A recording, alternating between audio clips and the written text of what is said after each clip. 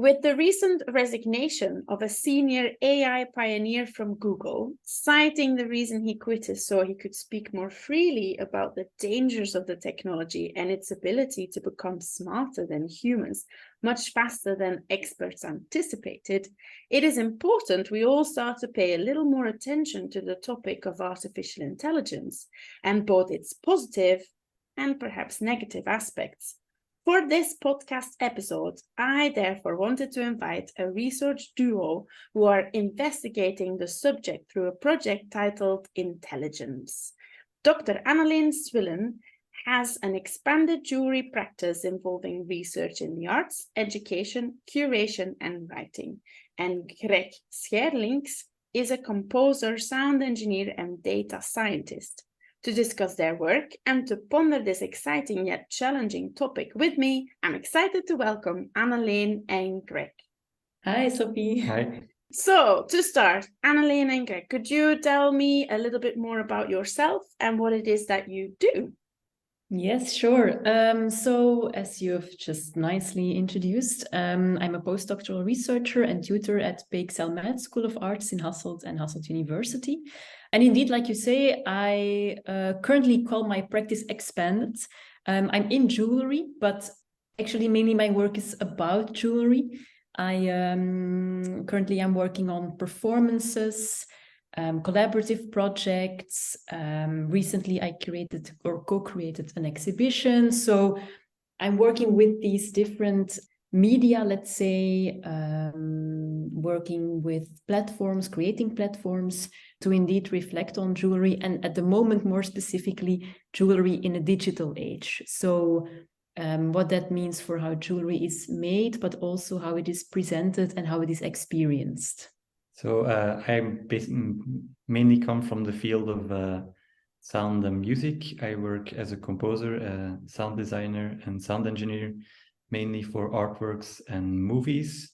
But as a side gig, I also work as a data scientist. A few years ago, in 2020, we founded Artificial Intelligems together.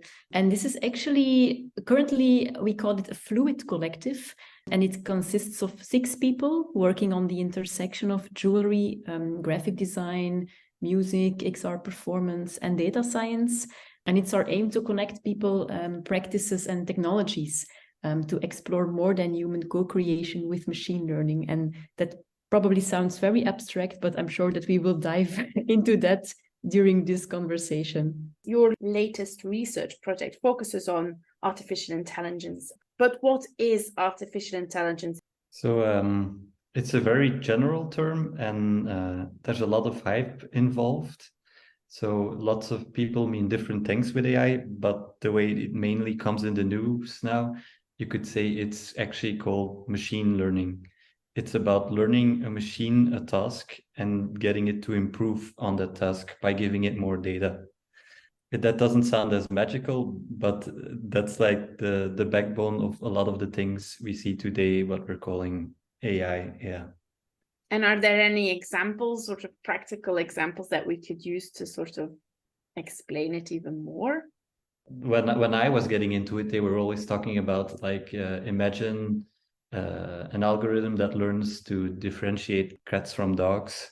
Then came stuff like imagine a self-driving car. Now we're talking about these large language models like ChatGPT and those generative models like DALL-E, and so it has what is AI has changed in the public eye.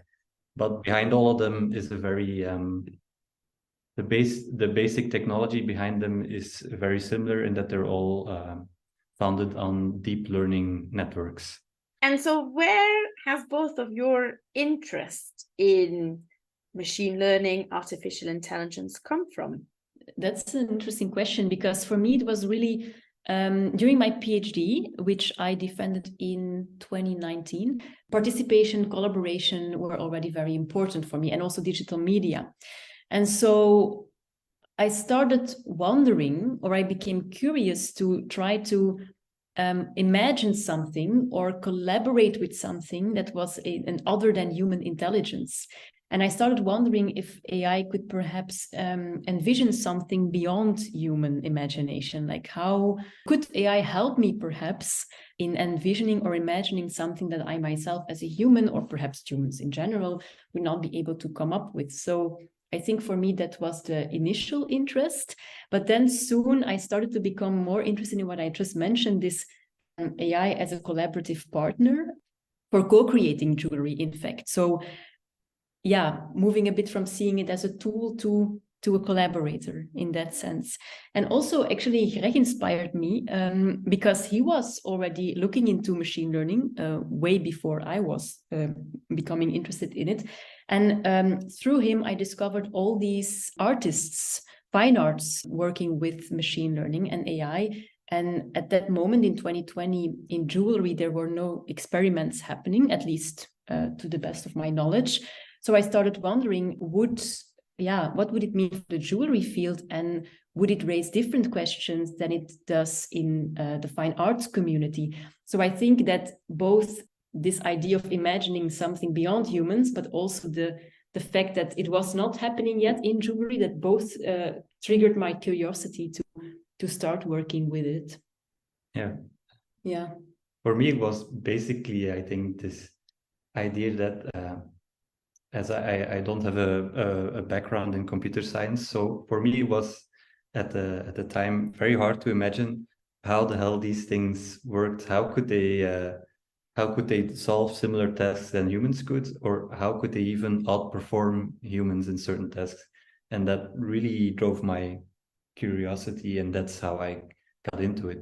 I was really interested in this idea because I had this very basic understanding of programming, and then you think it's like a flow chart where you have choices and you just have to program every choice a computer will make, but you will never get to these types of algorithms that where AI are based on today. Yeah. Mm-hmm. So I was very curious how it worked. Yeah. Artificial intelligence, or machine learning, if we want to use the right term, is based on data.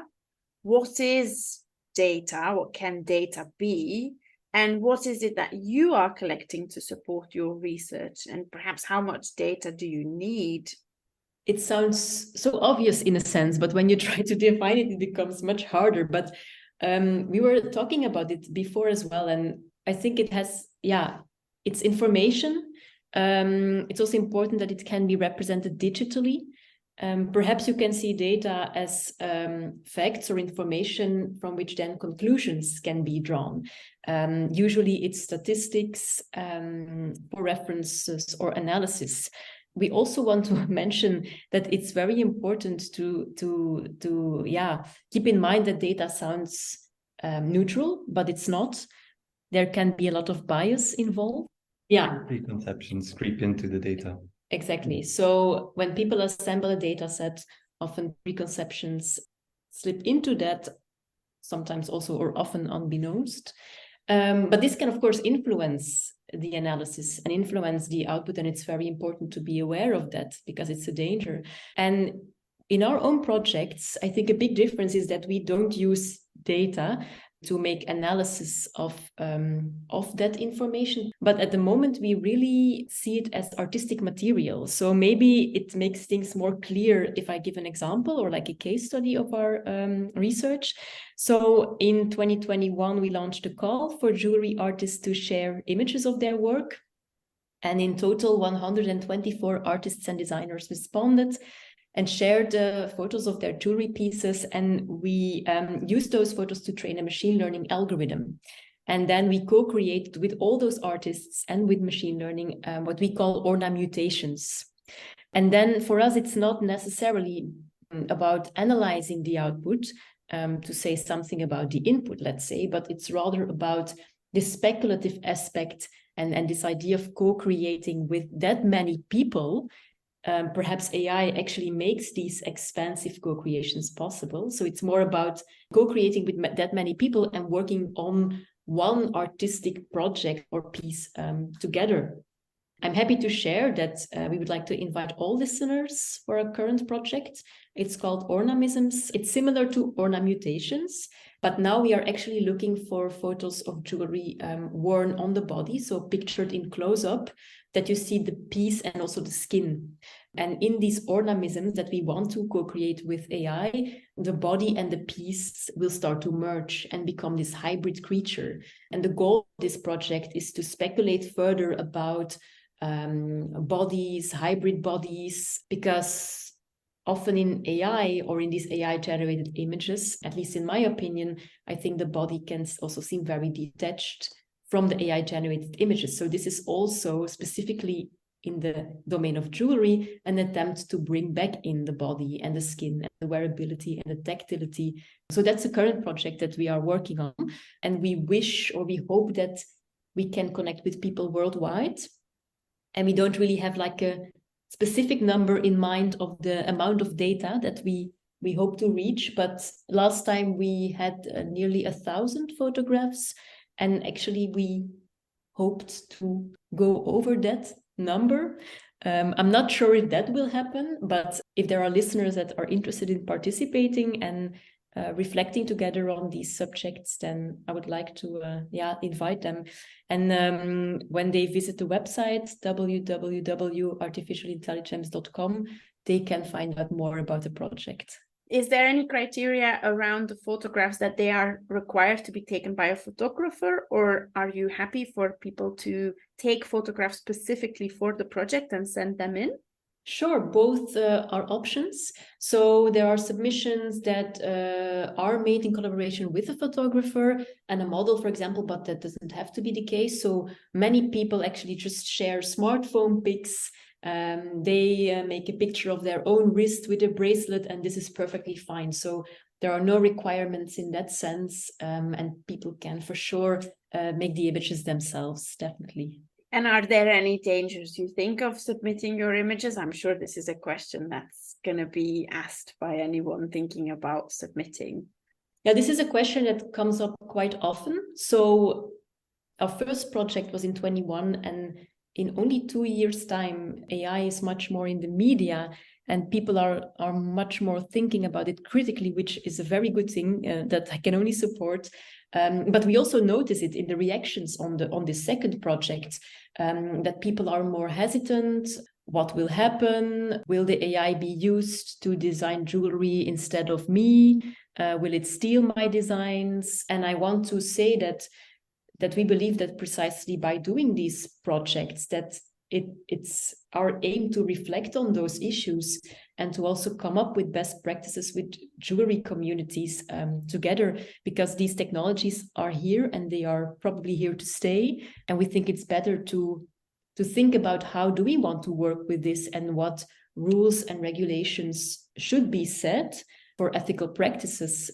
So that's an important comment and something to keep in mind.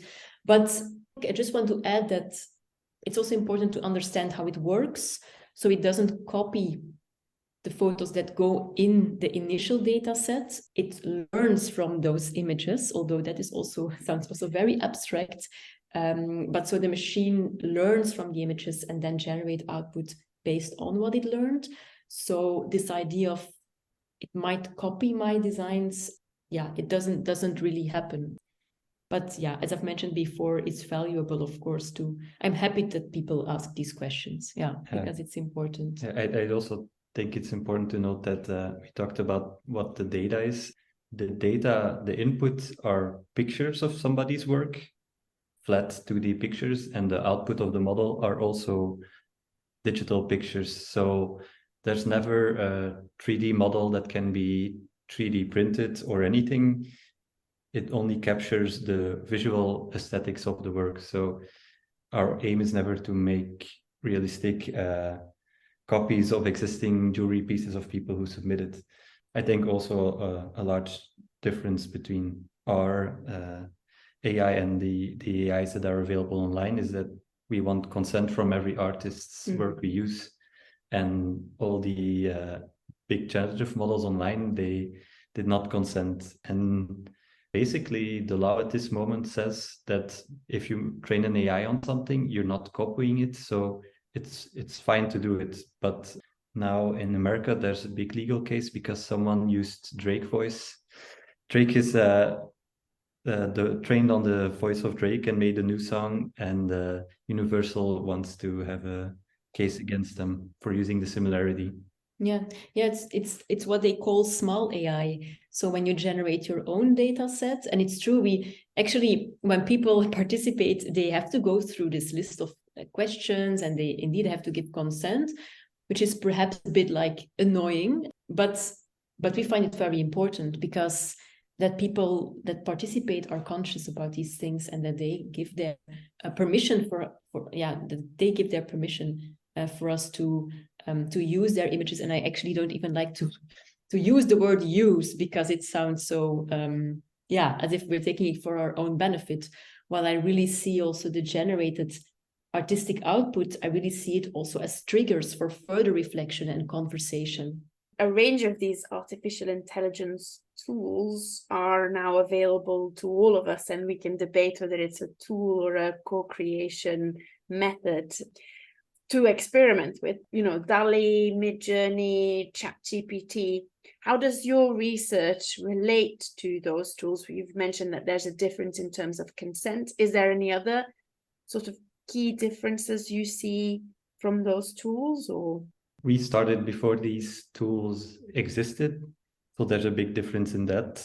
Our data sets are way smaller, so we are in the range of thousands of images. They are in the range of billions, I suppose. It's incredible that this is only possible for billion-dollar companies to make these large models. So there's a very big difference in accessibility. But also in the other way, if you want to work with our kinds of algorithms, you need to know how to code a little bit, and you have to do a lot of work yourself. While with these other tools, they are provided to you by a site, and you don't have to understand any of the inner workings, which makes them accessible in a very different sense. Yeah, true. Yeah, we do the programming ourselves.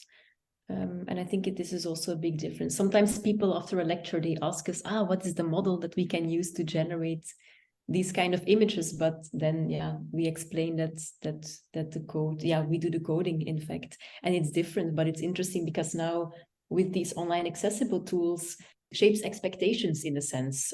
What do you think is very exciting about the use of artificial intelligence tools, co-creation, for creative practitioners?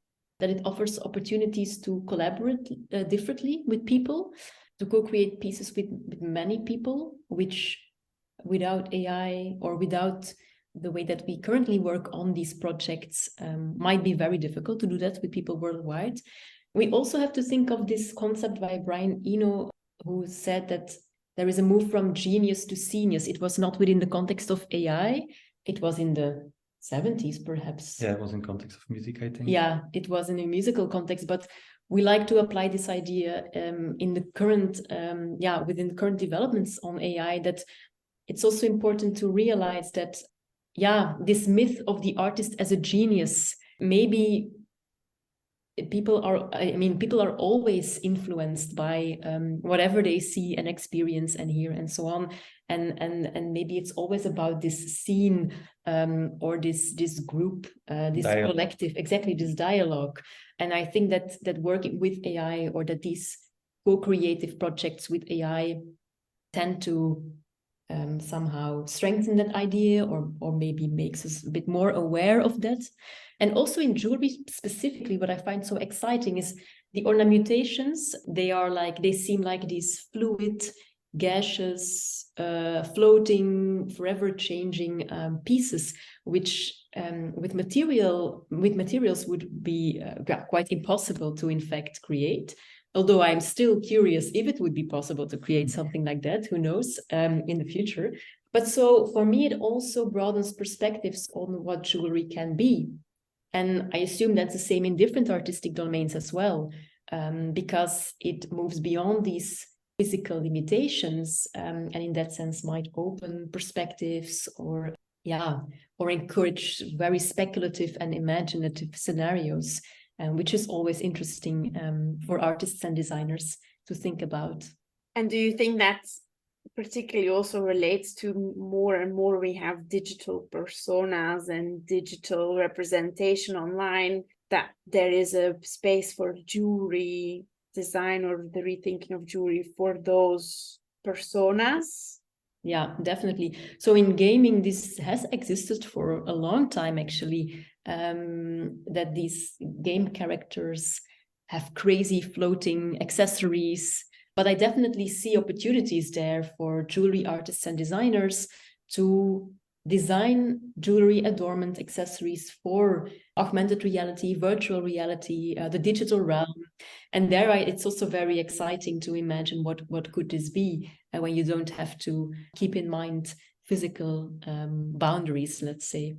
These tools, these programs, machine learning, has sparked a lot of debate around authenticity, originality. We've touched upon it briefly. What are your further thoughts on these sorts of subjects in relation to co-creation? And do you see any dangers? Like you have artists now who, if you Google them, you don't find their work. You find more work of prompt images, which references their work. And it gives me an uneasy feeling, like their work is used as a quick stylistic tool to make new images, but it feels a bit like cheating in a sense. In another sense, for me, if you would take like that artist's old paintings and use that as prompts and make new stuff with it, it feels fine. So it's a bit of a gray zone for me. But yeah, I think just not using people's work without their consent is like would be an easy guideline to avoid such a conflict in a sense. Yeah, it's interesting to thinking about this concept of creativity and originality. Can computers be creative? Can they be more creative than humans? What is originality? Perhaps referring back to this idea of genius rather than genius. We also ask this question ourselves within the context of our projects, because initially the idea, or it's still the idea actually, but we hope to create new types and new acts of adornment in the phygital realm, so where the physical and the digital are interwoven. But we work with all these existing pieces that we train a machine learning algorithm with. And then, yeah, this raises the question, can something new emerge from what exists? So what is this newness or this originality? Perhaps, yeah, sure, maybe something new can emerge from what exists because it's a new approach. Or so it's always this, I guess it's also very difficult or perhaps impossible to put it into boxes. What is original, what is new, what is, but yeah, authenticity, it's such a big topic as well. And what makes something authentic? It's also a very subjective value, perhaps, or experience. But it's also very important to keep that in mind. Like Scheirlinckx just mentioned, these cases where images are generated that look so similar to artists' works. It must be horrifying when you Google your own name and more images appear that like things you haven't made and that other people made, and it's out there and it's communicated perhaps as if it's made by you. So, I mean, it becomes so hard and dangerous as well in that sense. And laws and regulations are lagging behind concerning these issues. And I'm not really sure either, yeah, how all of this will develop further as well. There was a photography competition, and an artist had made an artificial intelligence image, or using a tool to create an image, and submitted it to the photography competition, won, and then declared he had produced the image using artificial intelligence tool and retracted the image because the criteria were, of course, to have made an image that was original. It's very interesting to discuss and to think about this and what even is right and wrong in this area. It made me think of I forgot the brand of the cell phones. I think it was Samsung, and one person was experimenting with it. He took pictures of the moon, and they were incredible. And he was starting to Like he couldn't imagine that the camera of the phone could take such good pictures of the moon. So he made a very blurry image of the moon on a screen, and he took a picture of it, and out came an incredible picture. What happened is that Samsung trained an AI to artificially enhance the moon in your pictures. So the idea that what our cell phones are taking is reality is, of course, long gone. Even a normal picture is not reality, but you do feel still there's a stronger connection with a camera than. But our phones, like it started with Instagram filters, but now there's so much our phones are doing, or so much the algorithms are doing in the background. So this idea of real pictures is also, I mean, we had Photoshop before where people could intervene and adjust things, but yeah. Yeah, and I think for me it's also perhaps more about these tools, let's say, are here. How can we work with them? Or like, because it also reminds me of all these current debates about ChatGPT, and it's good that it's debated and critically approached.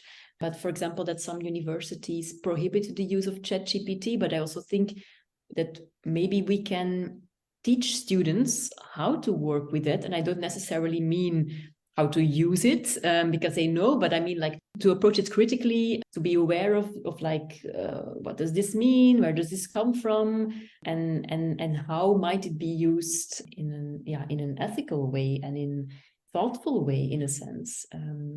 So, and I have a similar feeling with like all these different with all AI tools, I guess. That it's important to not necessarily say, like you say, Sofie, like not necessarily say it's good or bad, you use it or don't use it, but like how to use it well and ethically. I think we have to be realistic that the future is that these tools are used. It's like you used to go to the library and now you open Google and you search online. You know, these things develop and you can't stop students from using them. So it's indeed much more interesting to start thinking, okay, you know, what skills do we need to teach students in order to engage with these tools? Do you have any thoughts on what skills you have had to gain? I think there's a large shift now in that when I started out, you had to have a mathematical understanding, you had to have coding, you had to learn Python. But for a lot of the smaller AI algorithms now, you see like large communities pop up and they have YouTube videos and people learn how to use these tools without learning much about coding. And now with the generative models, those kinds of backgrounds are no longer needed if that is what you want to use, but you're giving up control to these very large companies. And yeah, I think like I'm glad that I took the time to learn the math and the programming to get started with these tools. Yeah. Exactly. So learning certain skills such as programming, but also reading a lot. There is so much written and said and shown about AI nowadays. I mean, it's in all fields. It seems to play an important role. And just to understand it better, how it works, what it means, what is behind these technologies, what is visible, but what is made invisible. Like, I think that is also very important, and to have dialogues like we are doing now, to enter a conversation with different domains, to think about these technologies, I think is also very important. Well, maybe it's not really a skill, but it certainly helps me to work with it. To anyone listening who may be interested in artificial intelligence, how do you think they can get started? Is there any books you would recommend if you think read a lot, or any YouTube channels? You mentioned the tools themselves have channels, but what are your sort of top resources that you would recommend anyone to look into? So I'll definitely share some titles with you that you can then share with the listeners. There are definitely a few books that I would like to recommend, and it's about AI in arts or other artistic or creative practices such as fashion or architecture. There are also titles that really deal with these sustainability questions, with the ethics, Other books really dive into how it works, where it comes from, what is the history of AI. So perhaps it's a bit much to now list those, but I will definitely share it with you. Brilliant. And then I think, we can, of course, also share, if there are listeners interested in this, where they might learn themselves how to program. And what's your, when you get started and you think, oh, I'm really into this, what is the realistic expectation of learning? Is it quick to learn, or do you need to have some patience because it can take a bit of time? For the coding part, I think lots of people could do it, but I think it's gonna be hard if you're not the type of person who doesn't gets joy out of trying to understand these systems and like seeing it more as a puzzle than like if you don't want to, if you're not patient enough, it would be hard. But again, it's a difficult question now because these new AIs, generative models and such, are becoming so accessible that the skills to make stuff with that is more about prompt engineering, and that's like totally different from programming. It's becoming its own field. But I did not have a degree in any computer science or in mathematics, and I just started out by myself following online courses. So it's possible. Yeah. So prompt engineering is basically when you have these prompt-based models, like we mentioned before, Midjourney, DALL-E, Stable Diffusion, you write a description to generate an images.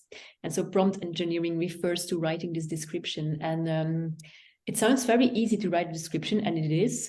But funny enough, it's often, let's say, non-human language that you need to use to be able to generate a certain images. For example, a camera brand can be part of your description, which is something that you would probably not expect if you're making a computer image that's not even based on reality. Exactly. So you paradoxically have to imagine how the algorithm would think, or how it might be trained, or like what would make sense for the algorithm, and then maybe almost like reverse engineering, try to construct this description to come up with a certain image. So that's what prompt engineering refers to. And like you say, it becomes this skill in itself. A friend recently told me that there are now these prompt engineering slams happening where people compete writing the most interesting prompts or generating the most fascinating or exciting images. So it really becomes this skill or this sort of expertise. But if you lack inspiration, you can also ask ChatGPT to generate a prompt.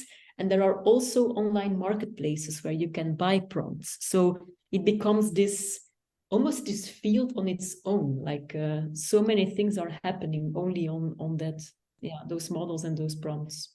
And I saw some very interesting things happen on Midjourney because you can see other people's prompts, which is quite an interesting way of learning as well. And someone typed in the essence of mirrors. And what came out was actually really interesting. And I hadn't thought about that being the essence of mirrors. So as a sort of tool for inspiration or wanting to change your train of thought when you're on something, it is actually really interesting with very little prompts. When I got early access to DALL-E, the first thing I tried, one of the first prompts I wrote was a self-portrait of DALL-E. And there came some cool results out of it. It was almost like this godlike figure, and I just I don't see what's coming out of those models as my work, but it's really fun to play around with these things and get inspired by them.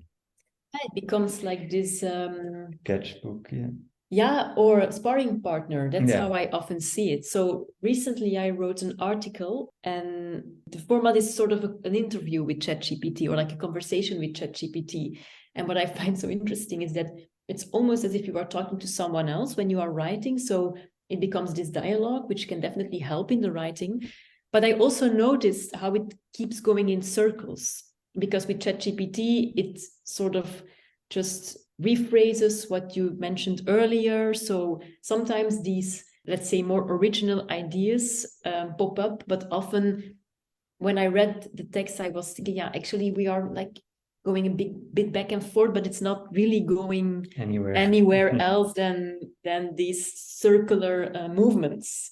Perhaps with the images, it's a bit different with generating AI images, but it's also good to keep in mind that it's trained on data once, and what comes out, is also, in a sense, it's still linked to what initially went into the algorithms and models. And and when you think about these, you mentioned, Greg, those things that you create on those machine learning tools are not your work. Are people using it as their own work? Do you see that this is getting regulated more, or is this certainly also still an area of gray zone? Well, as far as I understand it, we asked the lawyer when we did our first project, the output of a machine is not copyrighted by anyone. So if you take the output of a machine and you change 1 pixels, you can call it your own work. But the output of the algorithms themselves, they cannot be an author because they're not a person. And so they don't connect your creativity in engineering these prompts or thinking about these prompts to the output of the image. There is a creativity to coming up with the right prompts to do it. Yeah, I think it's a skill in its own right, and I don't think if you used AI for your art that it's less AI than something else. But I think it's always good to be a little sober about any art form you practice and how much you are inspired by others. There's never anyone who has like an isolated genius thought and reinvents the wheel. It's always a combination of what inspired you before and other people. I think for me, there's also a big difference, let's say, or when people use those models to create images and they would present it as their artwork, is it then mentioned that it was in, let's say, collaboration with that model, or is it like illustration by and then name of the artist? So I think that is also important to consider, and that for me makes a difference, I think. Yeah, and another danger there is, I wonder if these models become more and more accessible, and when more people start using these same tools, will the generated output start looking the same? Will it sort of flatten or generalize? I think you already see this. Yeah, that's true. There's some kind of blandness to it all, I would say, because you have so many people making very similar art. If you go for Midjourney, you have to go on their Discord, and that way you see what other people are prompting. And like most of the prompts go in a very similar direction. It's not like sometimes you see someone going for something creative, but most of the time, most of the people who are using it, they're going for very similar type of images, in my opinion. Yeah, and it's true what you mentioned before. Each of these models has a certain style. When you look at DALL-E generated images and Midjourney, for example, it's you see the difference between those two. So even already in that sense, the output is similar because it's a similar vibe to the images. Yeah.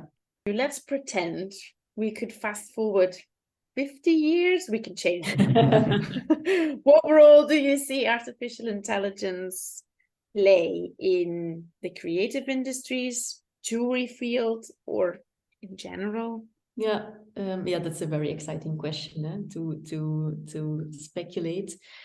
Yeah, things are moving so fast. The possibilities of technology, they are always expanding and evolving. So I guess it's very difficult to predict what the future may hold, but let's say that we can imagine. Yeah, you are already seeing that more and more people are working with AI in all fields, and also in jewelry. More people experiment with it. So in a sense, I expect that will continue. I don't think it will replace crafts, for example, or material pieces. Both of us still very much believe in the necessity of crafts, craft processes, making things. So I don't see it as an either or story. Perhaps people will even return to crafts more as a reaction on what is happening at the moment. Specifically for jewelry, I wonder how bold or wild could we go in imagining what might happen. So what if people and machines will interfere more, and you could materialize pieces just by thinking about them in your mind, or perhaps there will be holographic jewelry or wearables. Of course, we already have many technology wearables, but maybe AI wearables merging with the body, or quantum jewelry that can travel to time and space. So I love to think about these things in my own work as well. And even though it seems very far-fetched, I also believe that these kind of wild ideas can plant a tiny seed that can have an interesting or huge impact later on. So I come out of music, and mainly electronic music, and AI and music is not that far as images at the moment, so that's not what I want to say, but the cost and the tools for making music have dramatically cheapened over the years. So what you see is you have a lot more people making music, and it's a lot harder for an artist to make a living out of it. But on the other side, lots of people could now make a professional record, which was more than 60, 70 years ago. You had to have a major label backing you to have even a recording studio. So in a sense, I don't know, it's at the same time it's interesting, but it's also very hard. Everyone can now upload a song on SoundCloud, and they might have worked at it 10 minutes, or they took maybe half a year to make that song. So there's a flood of new music, and maybe I can see that the AI art generates a flood of images and ideas. But I think that we will always be drawn towards material stuff, handmade pieces, like the basic philosophy of somebody taking the time for something. I think that inspires us, and we're also always drawn towards it in all types of things. That might be food or something else. Like you have a factory pie, which is a lot cheaper, and it has all the things you need for a pie, especially sugar, but still lots of people will pay more and go to a baker for a handcrafted pie. I think there still will be room for that. Yeah, and I think you raise a very important issue, the time-consuming aspect. It's just different ways of making as well. It can go so fast with these AI tools. I've had these conversations before with colleagues and friends, questioning how is it different from craft processes that you write this prompt, and in a few seconds this image emerges. Some people say, that's the reason why I also find it boring in my artistic practice, because it's so easy. You can generate an endless amount of images. It becomes more about selecting and curating, perhaps, I think, in that sense. I think that's an important thing that you just mentioned, that this the experience of time is just also very different, or maybe not experience, but the time that you will need to create something, and the value that we attach to that as well. What are your plans for the research project in the near future? Is there anything listeners should keep an eye out for? Yeah, definitely. So as a collective, we are always working on different projects. But I would like to refer back to the Ornamisms project that I explained earlier, so the call, and would like to invite everyone that is listening, if they are interested in participating in the research. Like I say, it's a collective, and we're still also figuring out what does that mean exactly, and how can people also contribute in different ways, or not only by sharing their images, but perhaps we definitely would love to reflect together with people on these issues, because that's part of the research. So we're also looking into how can we make this into a platform that works in that way. And then if people want to stay up to date, I would like to refer to the website, so www.artificialintelligems.com, and the Instagram page, Artificial Intelligems, with an underscore between artificial and intelligence, because that's where we post projects, lectures that are coming up. So if people are interested, they can always keep an eye on that. For our new collection, we are taking pictures of jewelry on the skin. I think this will give us very different results. And yeah, we're curious because you have something in mind, but it might turn out completely different. And this is actually also a lot of fun because you put in these images and then what will come out. So I'm actually looking forward to that. We are still in the process of collecting the images, so we will need a few more months to also process the images, the data, let's say, and to train the machine learning algorithm. But I'm very much looking forward and curious to see the generated output, and then that will be presented. I cannot say anything more specifically about that yet, but we will present both the submitted images will be shown as well as the generated output. So, are you curating the images, or is it all your selection criteria are if you've submitted them, we're using them? Yeah, so that's why I like to say that it's not a competition. Perhaps the words call or open call make it sound as if it is, but it's really an invitation, and we don't select the images. So all images are selected, all images are used. We do have a few more technical requirements, so it should be pictured on the skin. So when people send in images of jewelry on for example, just a white background or worn on clothing, unfortunately for this project, we decided to not use those images because we really want this skin focus. And then ideally, the photos are cropped in a square shape. This is what is needed to be able to train the algorithm. So square-shaped crops of jewelry on skin close up so that the jewelry piece fills as much space as possible is actually what we are looking for this project. And are you doing anything to try and get a lot of diverse inputs? Yeah, definitely. So we really want to connect with people worldwide. We contacted schools worldwide. Yeah, we really, we want all skin tones.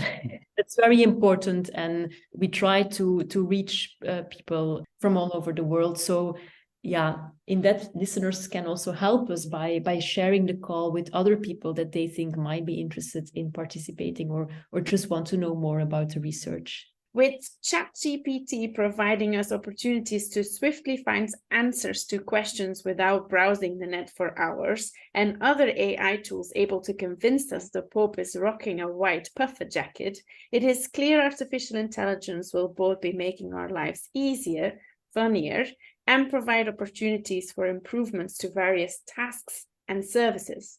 But it also can have serious dangers, from biased data to a reality where we may not know what is real or not anymore, as well as a range of dangers we probably wouldn't quite be able to grasp yet. It is important artists and designers are engaging in both the use and exploration of machine learning, AI, and the debate around these tools and their roles in society today. This is not a simple task, and for their efforts in bringing these tools or co-creating with artificial intelligence and machine learning to the forefront of the jewelry industry, and for speaking to me today, I would greatly like to thank you both, Anneleen and Greg. It was a pleasure to hear what you are working on, and we look forward to see your research progressing. Thank you so much, Sofie. Next month, I'll be joined by another guest, so watch this space to find out who it is. But for now, this was Sofie Boons for the BHA podcast episode titled Artificial Intelligems with Dr. Anneleen Swillen and Scheirlinckx. Thank you for listening and have a wonderful day.